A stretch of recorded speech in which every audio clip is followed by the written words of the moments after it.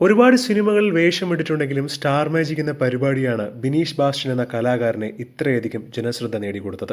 ഒരുപാട് പേർ ഇഷ്ടപ്പെടുകയും ഒരുപാട് പ്രേക്ഷകർ ഫോളോ ചെയ്യുകയും ഒക്കെ ചെയ്തത് ആ ഒരൊറ്റ പരിപാടി കാരണമാണ്. വെറും ഒരു പാവപ്പെട്ട സാധുവായ പച്ചയായ മനുഷ്യൻ എന്നാണ് ബിനീഷ് ബാസ്റ്റനെ ഒരുപാട് പേർ പറയുന്നത്. 2 ദിവസത്തിന് മുൻപാണ് ബിനീഷ് ബാസ്റ്റന്റെ വിവാഹം നടന്നത്. 3 വർഷത്തെ പ്രണയത്തിനൊടുവിലാണ് ബിനീഷ് ബാസ്റ്റനും താരയും തമ്മിലുള്ള വിവാഹം നടന്നിരിക്കുന്നത്.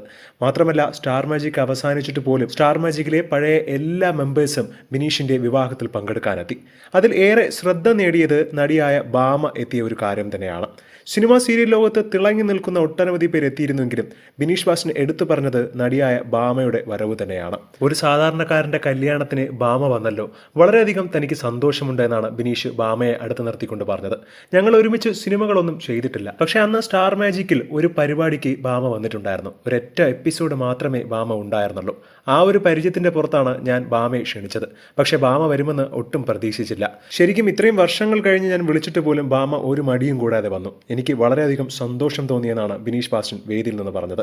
ഭാമയെക്കുറിച്ച് ടീമിന്റെ നിഷ്കളങ്കമായ വാക്കുകൾ പ്രേക്ഷകരും ഏറ്റെടുത്തിരിക്കുകയാണ്. സിനിമാക്കാരുടെ ചടങ്ങുകൾ വിരളമായി മാത്രമേ ഭാമ പങ്കെടുക്കാറുള്ളൂ. എന്നിട്ടും ഭാമ ആ ഒരു സൗഹൃദം മാനിച്ചുകൊണ്ട് ബിനീഷിന്റെ വിവാഹത്തിൽ പങ്കെടുക്കാനെത്തി. ഒരുപാട് പേരാണ് ഭാമയും പ്രശംസിച്ചുകൊണ്ട് രംഗത്ത് വരുന്നത്.